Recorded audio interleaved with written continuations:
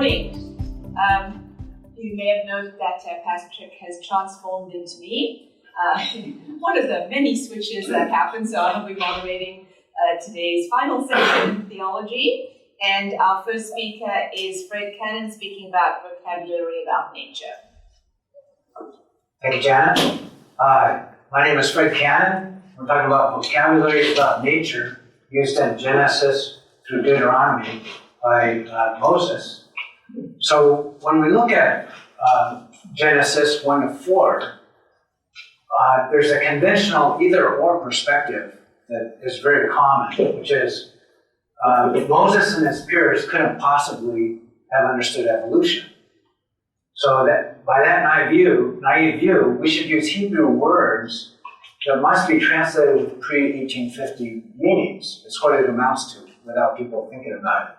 So either conclusion A, Moses got the creation and evolution story wrong, or conclusion B, Genesis is right, so therefore evolution is wrong. But I propose a different approach. We'll call it the biblical faith plus peer-reviewed science interface perspective. God invented evolution, so surely God understands evolution. God inspired Moses to prophesy back in time, if you please, for the evolutionary creation story. So most prophecy is forward, but this is backwards. Therefore, let's recognize the broad meanings of Hebrew words, and our conclusion will be that creation through evolution narrative can be found in Genesis 1 to 4, and that's my perspective. So let's look at some of the broad meanings of words. The word Adam, it's like the word deer. The singular and plural is the same word. So Genesis 1 is about Adam and humanity, and Genesis 2 to 4 is about individuals named Adam and Eve. Or let's take the word yom. Yom can mean day, and it often does when you're talking about farmers out in their field. But you know what? In Isaiah and the minor prophets, it usually means era rather than day.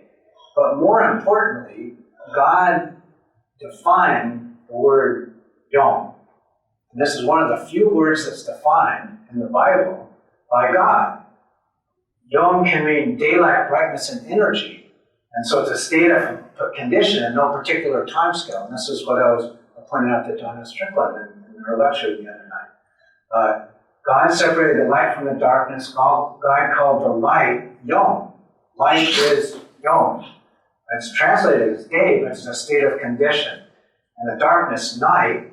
And there was Arab evening, and that comes out as being indistinguishable in meaning. Boker dawn of hope, the first Yom daylighting. And by the way, a lot of people that are in the field of science will use this when they make eras, they go in this kind of cycle like this of indistinguishableness, maybe the earth is frozen, and then coming to the morning dawning of hope, and then the daylighting of something new. So, how would you describe evolution in 2 to 4 words, each with only about 3 to 5 letters, which is what most of Hebrew is about, if you couldn't use any scientific words? So Moses wrote Genesis through Deuteronomy using about 2,600 words. How would you describe evolution if you couldn't use any of these words? Evolution, DNA, genetics, chromosome, not even billion. You can't even use the word electron microscope because electricity doesn't exist yet. Think about it. What word would you use? How about after his kind? Le-miyno, or after her kind, depending on the grammatics of the Hebrew. And this expression appears 10 times in Genesis 1, le-miyno or le-miynah. So here's the first case. Let the earth cause to sprout, and then it lists three things. The dashi, which is vegetation, or in the Septuagint, botanin, last word you can use for vegetation. The non-woody seed plants, the woody fruit cone plants, le-miyno, after his kind, that's singular there. So what is the his? I propose it's the common ancestor of vegetation, non-woody plants, and woody plants. And then, in the Hebrew cycle of poetry, it moves on forward. And the earth caused to yield non-woody seed plants le-miyno, after his kind. So this is creating a phylogenetic tree of botany, going through these as the first tier, if you please. Now out of this first tier is going to become a second tier of non-woody seed plants after the kind of a woody seed plant ancestor. And the earth caused to yield woody fruit cone plants. Again, this structure of yet more of a phylogenetic tree of botany. Hebrew genealogy does the same thing, and Numbers has a lot of this. So they talk about le-Kohath, of Kohath, or after the kind of Kohath, if you please. And it uses the word mispashah, Amrami, Izrahi, Hebroni, Uziel, the clans of these people after the kind of Kohath. And by the way, this is 8,600 individuals they're talking about here. By the way, Acts 17:26, I want to point something out about it, which I've studied about 3 years actually. For God made of one blood all ethnicities of humans. I published an article about this in the PSCF. And that wording is used by the overwhelming majority of Bible manuscripts that were handwritten.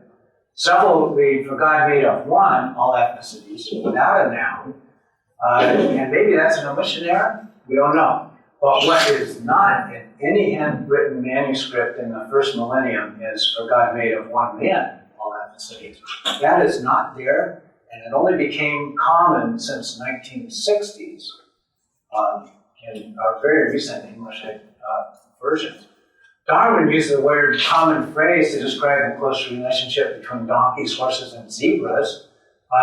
Here are some crossbreeds. That's a crossbreed of a donkey and a zebra, crossbreed of a horse and a zebra, and I've actually seen these in Indiana. So let's get back to the word Adam.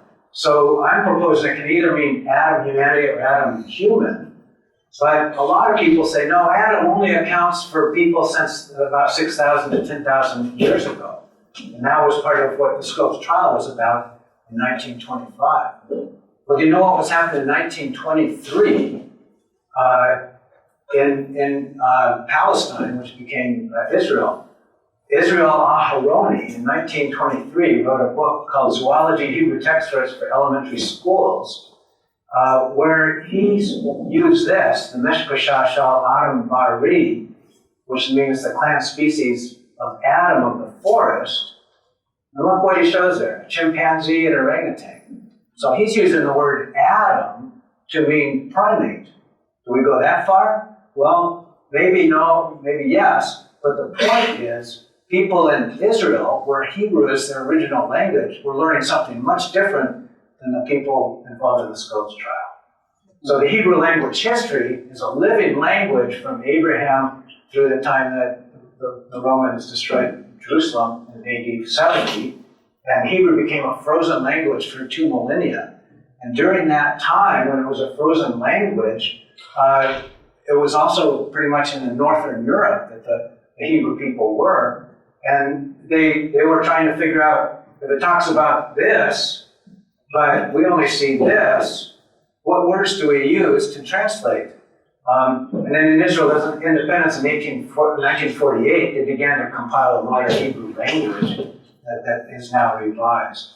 So the Hebrew words for plants and animals, there's about 250, 300 words for them in the Bible. How many of you can rattle off 300 words for plants and animals? A different culture. They were completely immersed in this. There's 13 passages where, in Leviticus 11 and Deuteronomy 14, where they use the phrase after her kind or after his kind. Which one they use is just grammatical. And then it's also used in other places. And let's look at some of those places. So in Leviticus 11, 13 to 14, and Deuteronomy 14, it talks about what should you not eat and what can you eat. And in Leviticus, it lists 5 birds, which are these in purple. The first one being the nesher. And in Deuteronomy, at least 6. In the commentaries in Leviticus, the last word is aya, which means European honey buzzard, as ornithologists would now say. And in Deuteronomy, it ends with the daya, which is the black kite, and then it says after her kind. So does that mean just after the kind of the European honey buzzard? But there's only one kind of honey buzzard that's indigenous to Israel and Egypt. Or does it mean all the kinds of kites, but there's only one kind of kite that's indigenous to Israel and Egypt? No, I would propose that after her kind means after the kind of all 5 or 6 of these birds. Okay, so le-miynah, in this case, after her kind, is going back to the first kind. Okay, so we have a griffin vulture, by the way, that's about 9 feet wide. Maybe some of you have seen the California condor. I've seen that. They're just huge, magnificent birds. And by the way, they're talked about in the Bible. So who is the herd? Is it the European honey buzzard after her kind? The black kite after her kind? But there's only one of each of those kinds of birds that's present. Or does it make more sense that grammatically and ornithologically that after her kind means the 5 or 6 day raptors, as they would talk about in the Talmud. And by the way, that's the occipitid ray. And that's what this looks like. So here's, in purple are those 6 birds. You shouldn't eat. Okay. Well, how about harriers? Can you eat harriers? How about eagles? Can you eat eagles? Well, in the Talmud, they would say no, but if that's true, and you're trying to make logical sense of this code, that means after her kind is all the accipitri, all of these. So what raptors are not kosher? The notions in Leviticus 11, Deuteronomy 14, I would say, after the accipitri. Okay, well, actually, this has been debated quite a bit, going all the way to the Hebrew Language Academy. And some people say, well, maybe Nesher could mean not only vulture, but eagle. These are usually non-ornithologists that are saying this. However, let's point out that Moses talks about the Nesher, the Perez, and Osnia, and these are all huge vultures with 9-foot wingspans. And here's what they look like. Similar kind of, shall we say, bald head, eat the similar kind of things. They have different habits and so on, but they look a lot alike. So if Moses is distinguishing between those 3, why would he use a word for Nesher that includes eagles that are much different from just those 3 birds? And so Israel Aharoni in 1923, in his book, this is the picture he has of the Nesher. That's what it looks like in Hebrew. And that looks a whole lot like that bird in the top. And so he's saying, no, the Nesher is the griffin vulture. Henry Tristram in 1865 says it's the griffin vulture. By the way, he's one of the first ornithologists to say Darwin got it right.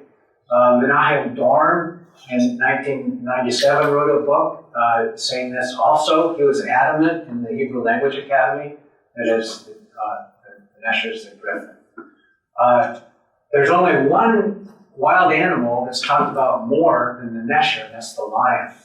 But the Nesher is portrayed in 28 biblical passages, and these are the characteristics it has of it. Bald is the one that really stands out, but nests high on high cliffs is very important.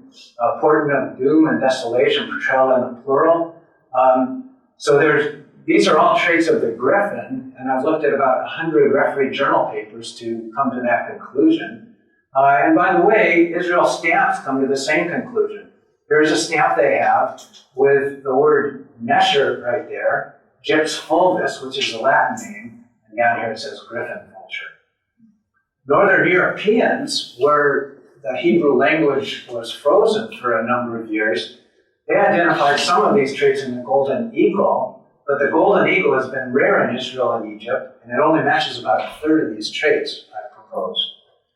There's another 10 indigenous eagles in Israel and Egypt, but none of them match the Nesher. Only one of them actually nests in Israel, and so you wouldn't know anything about this relative to any of these birds other than that one. So let's come back to this phylogenetic tree. And we point out that Moses uses the most broad words of life forms in this, and also in the next ones that we're going to be looking at. So Genesis 1:20-21, let the waters swarm with swarmers with soul life, is basically what this means in its broad sense. And God Bar created Tanainim Gedolim, Nefesh Chaya Sharetz. So this is, as Dulles would say back in 1850, this is the huge, long skinnies. Okay? This says also life. And then it says after their kind. By the way, this is the only time in the whole Bible it has the plural for after their kind. And I would propose that maybe they're talking about something that has to do with Cambrian proliferation at that point. So you see all these many, many different kinds of families. Like the flyers hover over the earth. There she's the word oath, which means not only birds and bats, but also insects. So the concept is it's really about the flyers, a very broad word, after his kind. Okay, what could Moses have known about the huge long skinnies, the Tanainim Gedolim? What I would propose is he knew about this place, which has now become a UNESCO site about 90 miles from the pyramids. And being as curious as he was, I think he probably went out there. So these skeletons have been there for, for as long as anybody can think about it. And they're about maybe 100 feet long, one species of ancient whale is. Another is maybe half that long. But they're all over the place. There's about 400 of these skeletons. Could Moses have gone out there and said, look at all those huge Tanainim Gedolim. What's that about? God must have created those also. Let the earth bring forth, and then it gives three categories, Nefesh, Shayim, soul life, after her kind, and then it moves down and says, the Behema, I'll call those large mammals four-leggers, the creepers, and the wildlife of the earth, after her kind, and I'm proposing that has to do with these three coming from the same kind, the same ancestor. And then, in the way that the Hebrew poetry goes, as it keeps going forward, and God made, and then it says, the wildlife of the earth after her kind, that's the next step down in this phylogenetic tree. The behemoth large mammals after her kind keep, again, going down, and the creepers of the land after his kind. So again, you have this phylogenetic tree starting here, going to these three, and from this one going to this and to all their descendants, from this to its descendants, from this to its evolutionary descendants. So in conclusion, le-miynah or le-miyno means from the same clade, I would propose. So in evolutionary genetics, it would say a clade is a group that includes a common ancestor and all the descendants, both living and extinct, of that ancestor. This can be a broad or it can be a narrow family tree. If God wanted Moses to describe evolution, there would have been no better ancient Hebrew words to describe it than le-miyno, le-miyno. After her kind, after his kind, and it's built into that. So it can be a clade where it's as broad as vegetation, non-woody plants, woody plants, le-miyno.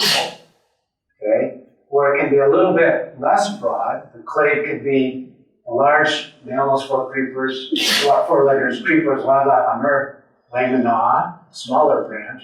Or it could be the day raptors, le-miynah, smaller branch yet. Or it could be the clans of Kehath, a smaller branch yet less. Here's some of the references. By the way, I've probably read about 1,000 journal papers on topics that I'm building on in this. And if you have questions, you can ask Fred Cannon.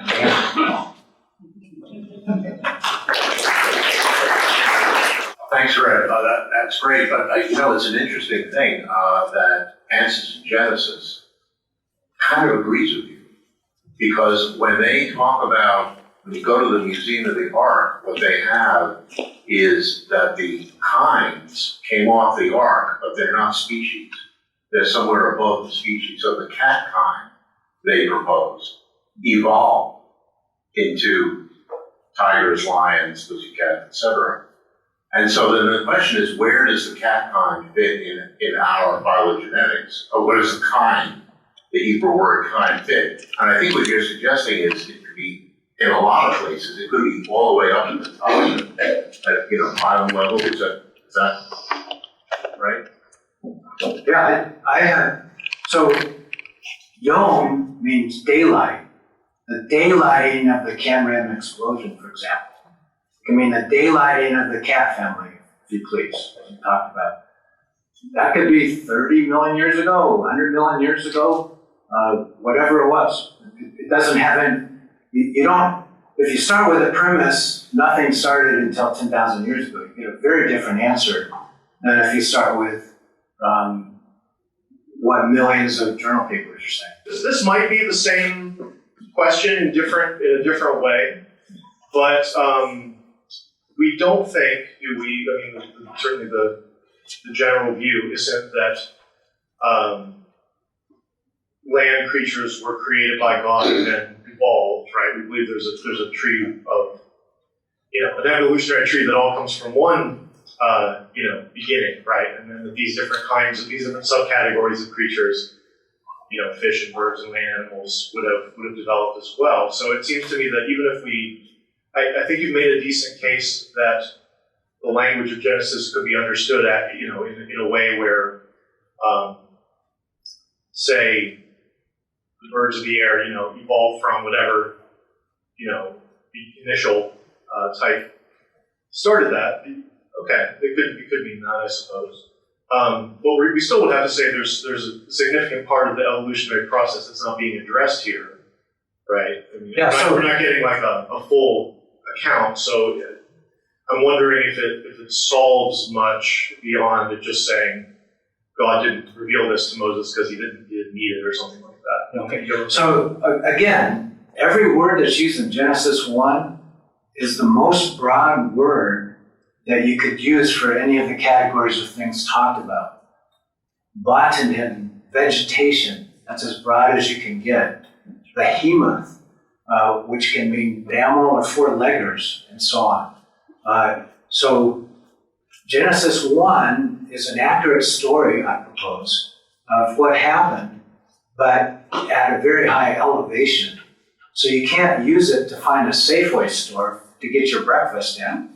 You're using it to see the very broad scope of things, as Moses was trying to portray, while he's trying to keep hundreds of thousands of people at bay out in the desert where they were really hot. So, on the one hand, I think to point out that perhaps the words in the original translation have a greater breadth of meaning than perhaps many of us today in English translations would ascribe, I think is a useful thing for the community. But I'm a little worried, or are you a little worried, that maybe this could be pushed too far? I think it stretches credulity to think that the writers of Genesis or of the Torah, divinely inspired as they were, really had evolution in mind or something like it when they wrote it. The scientific method simply isn't there conceptually. So on the one hand, I think it's good to introduce breadth. On the other, I worry a little bit you might go too far. Okay, so let's go back to my first slide, which maybe you and some others missed. How would you describe evolution in 2 to 4 words, each of 3 to 5 letters, if you could not use any scientific words? Okay, so Steve Hall was telling me about a book earlier on today. In this book, what's the title of it again, Steve? The Explainer. Yeah, so it's somebody tries to explain all the complicated scientific words, concepts we have with just 1,000 words. Everybody read that and then go back and read Genesis 1.